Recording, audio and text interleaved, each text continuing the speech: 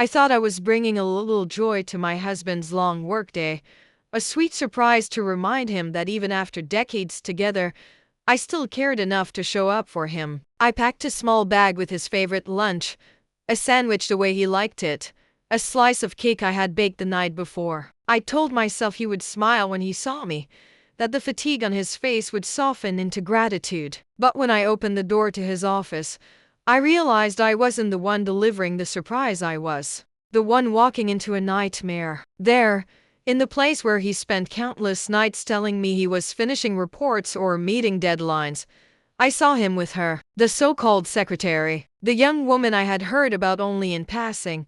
Her name dropped casually during dinner conversations, never long enough for me to think twice. Yet, in that instant, the truth was carved into the walls, undeniable and merciless. That moment burned into me. The way he scrambled to fix his shirt, the way her laughter froze into silence, the way his eyes met mine, not with love, not even with shame, but with annoyance, as though I had walked into a place I didn't belong. That was when I understood.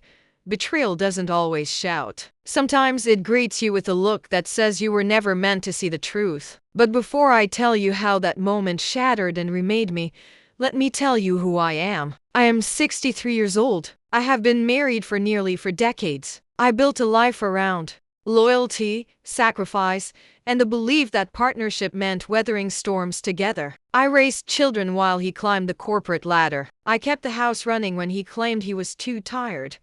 I believed in him, not because he was perfect, but because I thought marriage was about faith, the kind that endures doubts. I had seen the signs, of course. The late nights, the cologne that lingered long after office hours, the distant tone in his voice when I asked about his day. But I told myself not to be paranoid. I reminded myself of our years together, the memories, the vows. I silenced my own instincts because trust, I thought, was stronger than suspicion. I convinced myself that love meant closing my eyes to little cracks in the foundation. But love is not blindness. Love is not pretending. And on that day, when I walked into his office, I saw clearly for the first time in years. I stayed still, clutching the bag in my hands as though holding on to the woman I had once been, the trusting wife, the believer in fairy tales of forever. That version of me began to crumble with every second of silence in that office. And yet, beneath the shock, a quiet voice stirred inside me. It told me that what I had just seen was not the end of me. It was the beginning of something else. If stories like this matter to you, if you believe that betrayal can break but also awaken, tap like and subscribe. It helps this story reach someone who needs courage tonight. And tell me, what would you do if the person you trusted most revealed their true face in a single moment? Would you crumble under the weight of betrayal, or would you rise from it with new eyes? Looking back, I realized the signs were there all along. They weren't big enough to spark a fight, but small enough to gnaw at me in the quiet hours of the night. At first, I brushed them off. I told myself marriage after decades had its rhythms, its ebbs and flows. I told myself that being tired, distant, distracted, these were just normal parts of life. But the truth is, every little detail was like a breadcrumb leading me straight to the moment I opened his office door. It started with his phone. Once, he used to leave it on the counter, screen glowing with texts from the kids or reminders about meetings. But slowly, the phone became a private thing, clutched tightly in his hand, carried even into the bathroom. Notifications that used to light up openly were now turned off, tucked behind passwords I didn't know. I laughed it off when I asked about it, and he said, "Work is more confidential these days." I wanted to believe him. After all, hadn't he worked hard for everything we had? Hadn't I supported him through every promotion and setback? Then came the late nights. He had always worked long hours, but they became more frequent, almost predictable. Mondays, Wednesdays, Fridays, always urgent reports, always unexpected calls from clients. He'd stumble in after midnight, smelling not of paper and ink, but of cologne that wasn't his usual. Sometimes there was a trace of perfume, faint, floral, clinging to his collar. I noticed. Of course I noticed, but I told myself I was imagining it. I remembered the years we had built together, the promises we had made, and I decided that trust meant giving him the benefit of the doubt. Even the way he looked at me began to change, not in a sudden, cruel way, but in small shifts that only a wife would recognize. The way his eyes glazed over when I told him about my day. The way he flinched ever so slightly when I touched his arm, as if my affection had become a burden. The way compliments stopped flowing, replaced by silence. I told myself marriage gets comfortable, that romance fades into companionship. I convinced myself that nothing was wrong. But deep down, I felt it. Something had already shifted. I remember one night in particular. I had stayed up late, waiting for him, candles burning low. When he finally came home, I asked gently, "Rough night?" He gave me a tight smile and said, "Just busy, go to bed." But as he walked past me, I smelled it again, that perfume that wasn't mine. I wanted to ask, to demand an answer, but the words caught in my throat. What if I was wrong? What if I accused him and shattered something that could still be saved? So I swallowed my suspicion and pretended not to notice. And then there was her, the secretary. The name slipped casually into conversations. "My secretary will handle it. She's very efficient. I'll be in a meeting with her later." Always vague, always neutral, but always present. I dismissed it as nothing more than professional talk. I told myself not to be the jealous wife, not to turn shadows into monsters. But when his eyes lit up ever so slightly at the mention of her name, my stomach tightened. Still, I said nothing. The truth is, I silenced myself more than he silenced me. I became my own jailer, locking away doubts so I wouldn't disturb the fragile peace of our marriage. I wanted to believe we were unshakable, that decades of love couldn't be undone by whispers in the dark. I told myself trust meant closing my eyes, when in reality, trust should have meant asking for the truth. That's why, on the day I decided to surprise him at work, I wasn't just carrying a lunch bag. I was carrying years of denial, years of unanswered questions, years of pushing my own instincts aside. I thought I was bringing love to his office. In reality,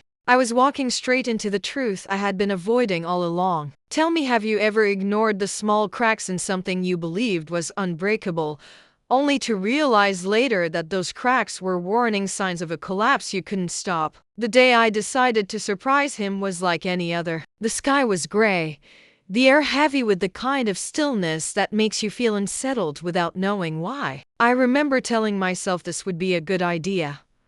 A reminder of who we were before. Routine dulled the edges of our marriage. I prepared his favorite sandwich, added a slice of cake, and tucked a note into the bag with a simple message. "Thinking of you. Love always." My hands shook as I wrote it, though I didn't know why at the time. Maybe some part of me already knew. Walking into his office building was surreal. The receptionist smiled politely, though her eyes flickered with something else, hesitation, maybe pity. "He's in his office," she said, her voice quick, clipped, as if she wanted me gone before I realized too much. My heart raced, but I ignored the warning bells. I told myself not to be foolish. I told myself this was just a surprise, nothing more. I took the elevator, clutching the bag like it was a lifeline. Each floor I passed felt like a countdown. By the time the doors opened, my pulse was so loud it drowned out everything else. The hallway was quiet, too quiet for midday. Only the faint hum of voices carried down the corridor. I followed the sound, my steps slower with every echo. When I reached his door, I froze. A muffled laugh slipped through the crack. Not his laugh, it was lighter, feminine, playful. My stomach dropped. I pressed my hand against the handle, my fingers trembling. Part of me wanted to turn away, to walk back to the elevator and pretend I had never come. But another part of me, stronger, whispered that I needed to see the truth, no matter how much it hurt. I pushed the door open. The world tilted. Time didn't just slow, it shattered. There he was, my husband of nearly 4 decades, not hunched over spreadsheets or buried in files, but leaning far too close to her. The secretary. His hand brushed her arm, her face flushed with the kind of smile I hadn't seen from him in years. Papers lay forgotten on the desk, the air thick with something I had no name for but instantly recognized. The bag slipped from my hand, hitting the carpet with a dull thud. The sound was small, but in that silence, It roared. They both froze. She straightened quickly, her eyes wide with guilt, her lips parting as if to form an apology that never came. He, on the other hand, didn't look ashamed. No.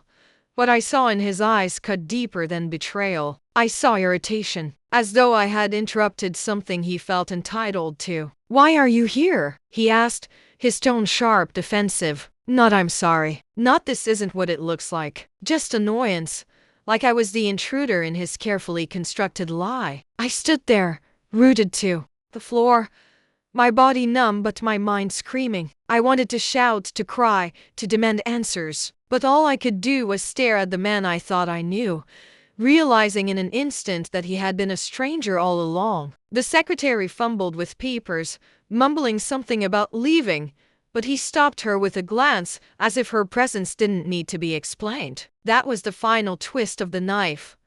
Not just the betrayal, but the audacity to act as though I had no right to question it. I looked at him, my voice barely more than a whisper. "This is who you are now." He didn't answer. He didn't need to. The silence said everything. In that moment, something inside me cracked. It wasn't just a marriage. It was the illusion I had carried for years, the belief that love could cover every wound, that loyalty meant safety. All of it collapsed around me like glass shattering to the ground. I turned away, my legs heavy, my chest burning, the taste of ashes in my mouth. Behind me, I heard him sigh, not in regret, but in frustration, as though my pain was an inconvenience. And with that sound, I knew the truth.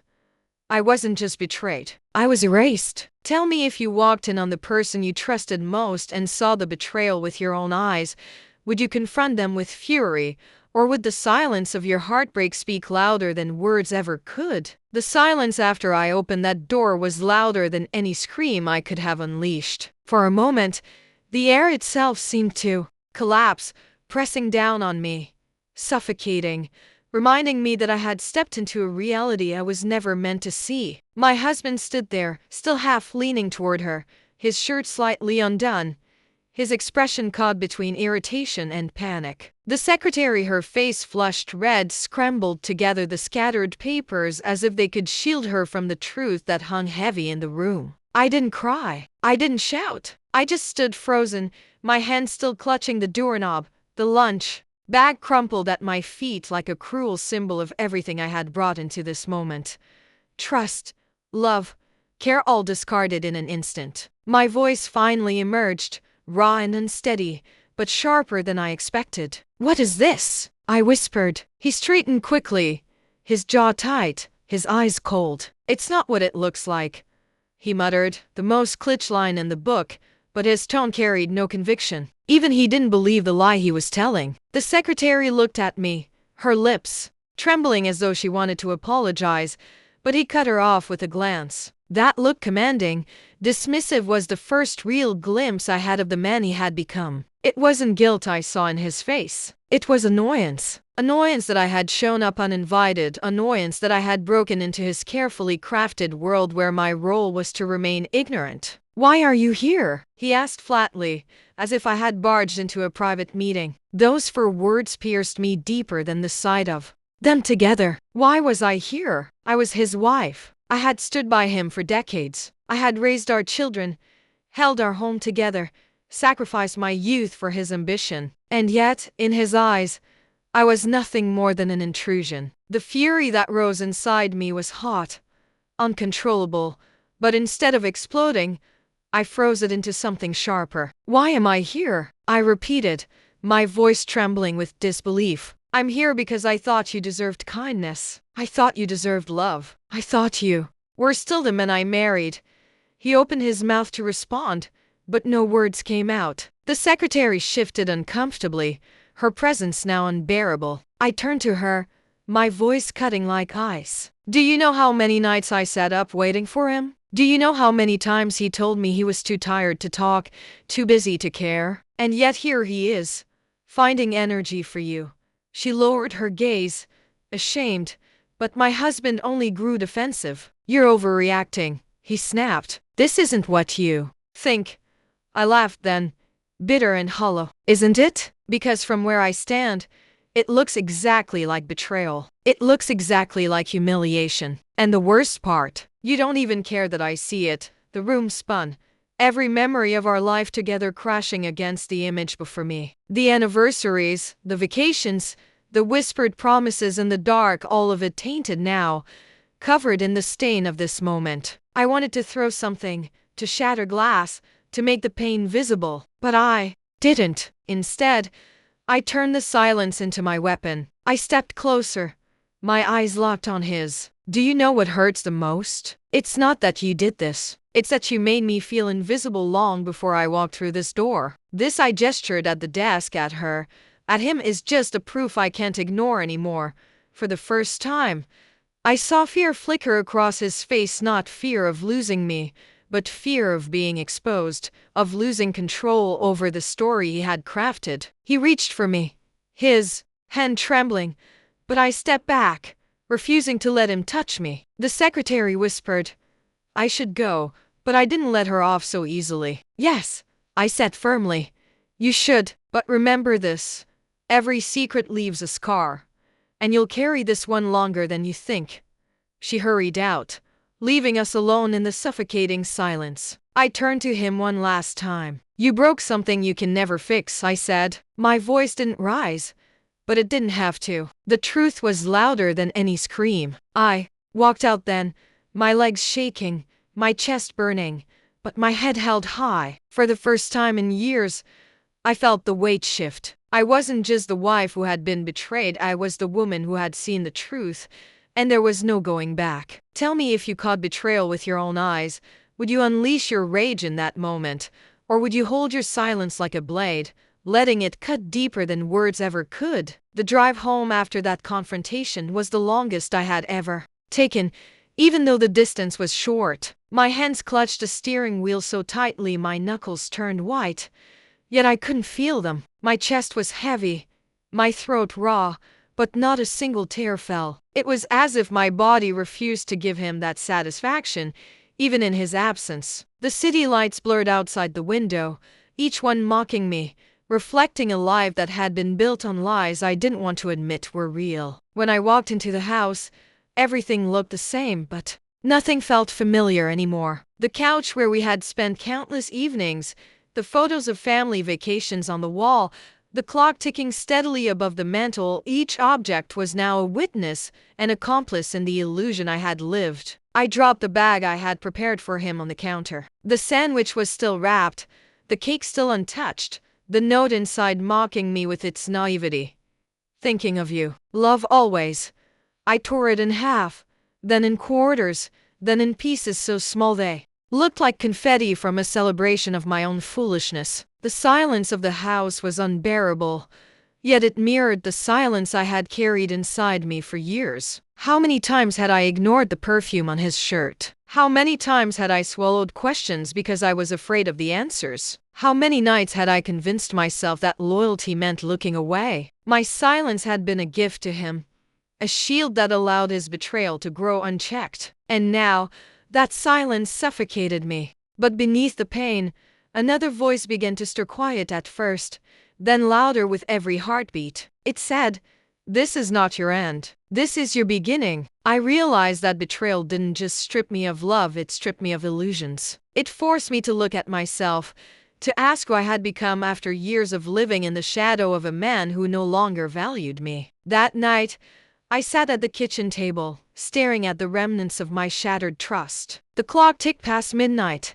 but I didn't move. Instead, I replayed every moment of my life with him. The day we met, the vows we exchanged, the births of our children, the struggles, the triumphs. And then I replayed the image of him in that office, leaning toward her, looking at me with annoyance instead of remorse. It was a painful contrast, but it also clarified something I had been too afraid to face.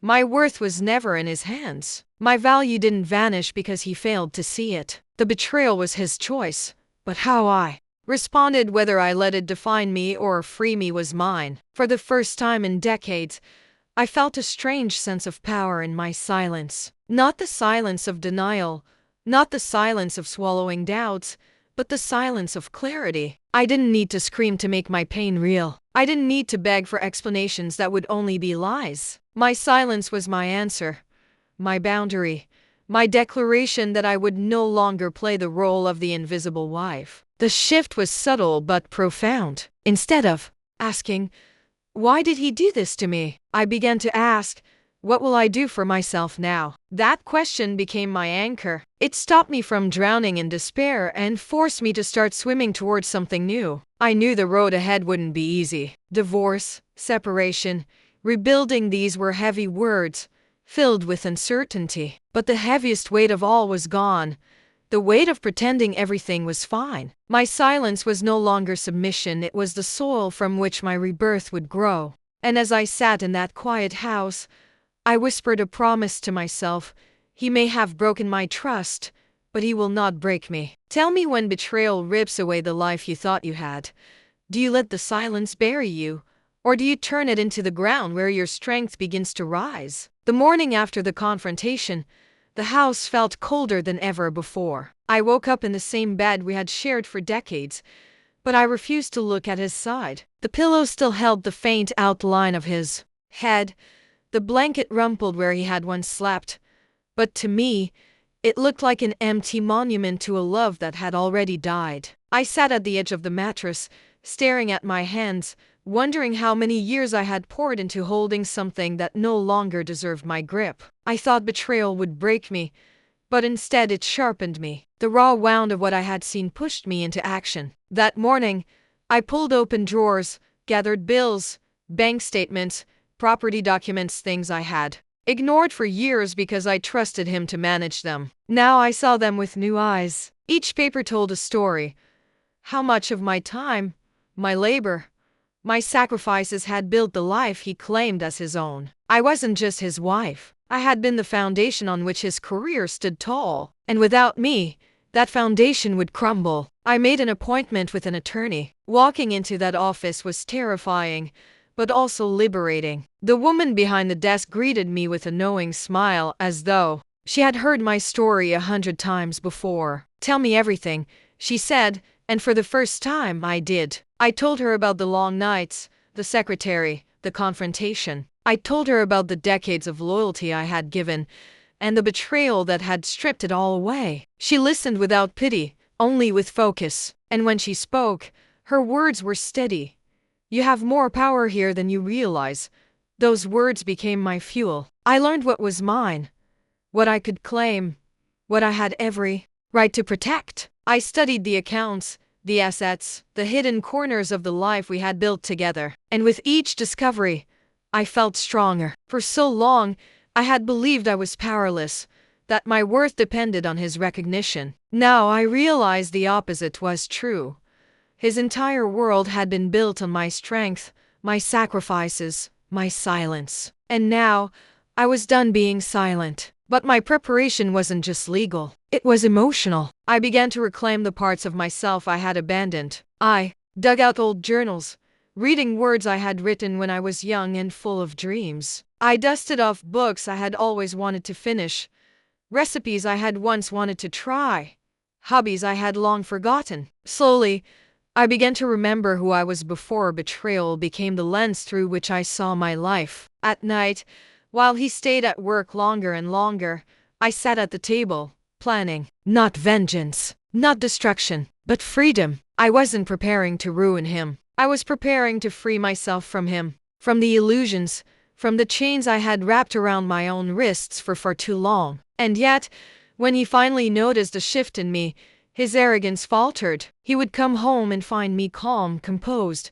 my eyes no longer begging for answers. He sensed something had changed. "What's going on with you?" he asked one night, his voice edged with suspicion. I smiled faintly, refusing to give him the comfort of knowing. "You'll see," I said simply, because that was the truth. He would see. He would see that the woman he thought was broken was instead rebuilding, stronger than before. He would see that the silence he had mistaken for weakness was the very thing sharpening me for the next chapter. And when that chapter came, he wouldn't recognize me. "Tell me, if someone betrayed you so deeply, would you plan revenge to make them pay, Or would you prepare your freedoms so they could watch you rise without them? The day I walked into that attorney's office for the last time, signing papers, that would change the shape of my life forever, I realized something astonishing.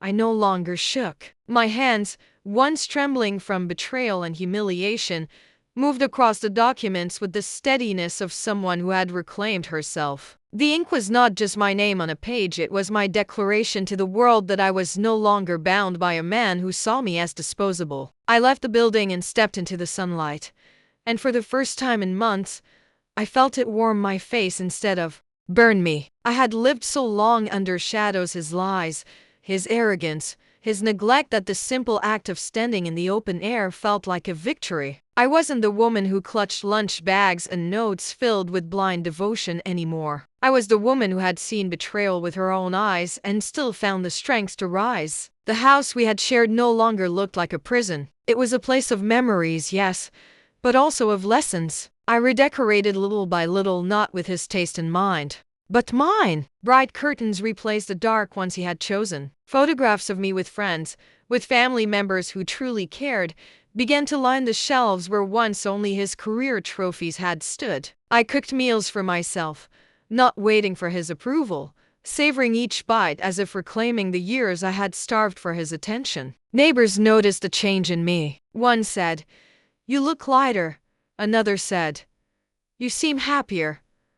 They didn't know the full story, and I didn't know it too. Them. What mattered was that I finally felt like the woman in the mirror again, the one I had lost while bending myself to hold together a man who never deserved the effort. As for him, he tried in his way to test the waters. He called, he left messages, he even showed up once, standing outside with the same arrogance in his eyes, though dimmed now by the weight of consequences. I didn't invite him in. I stood in the doorway, arms folded, listening as he stammered excuses dressed as apologies. "It didn't mean anything," he said. "We can work through this." His voice dripped with the assumption that I would fold, as I had folded so many times before. But I didn't. I looked at him, not with anger, not even with sadness, but with a clarity he couldn't bear. "You broke something," I told him softly. "Not just us. You broke the part of me that believed in you. And once that's gone, there's no repairing it."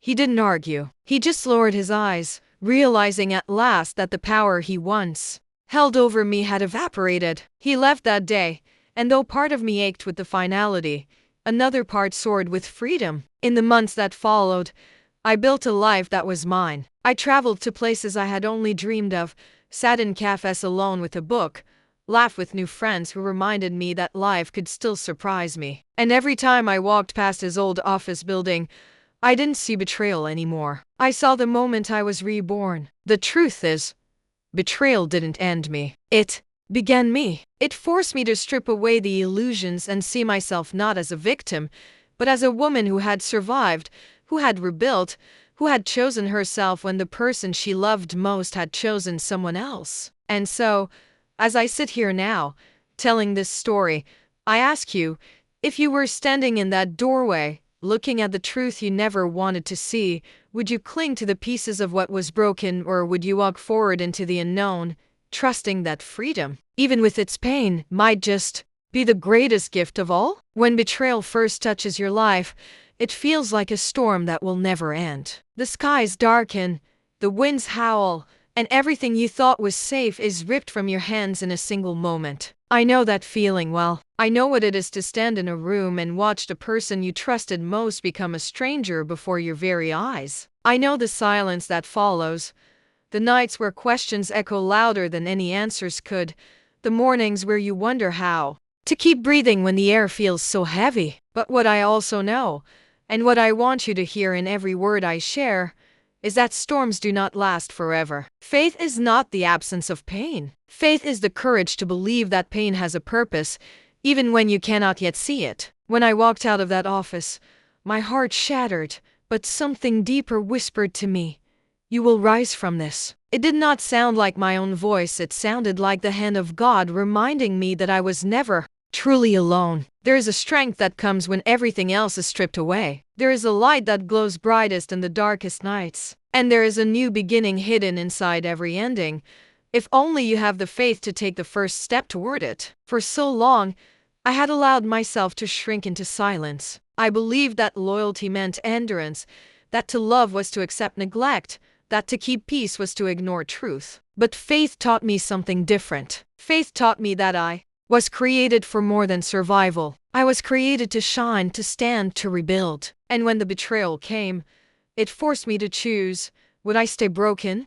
Or would I trust that God could take the fragments of my life and make something new? I chose to believe, and in that belief, I discovered freedom. Freedom from fear, freedom from the weight of false promises, freedom from the chains I had mistaken for love. Faith does not erase the hurt, it transforms it. It takes betrayal and turns it into clarity. It takes tears and turns them into seeds of strength. It takes silence and turns it into the voice of a woman who finally sees her worth. Inspiration is not found in perfect lives. It is found in scars. Every scar tells a story of pain endured, battles fought, lessons learned. And if you carry scars from betrayal, from loss, from disappointment, let them remind you not of how you were hurt, but of how you survived. Let them remind you that you are still here, still breathing, still capable of building something new. You are not defined by who left you. You are defined by who you choose to become after they are gone. My journey has not been easy,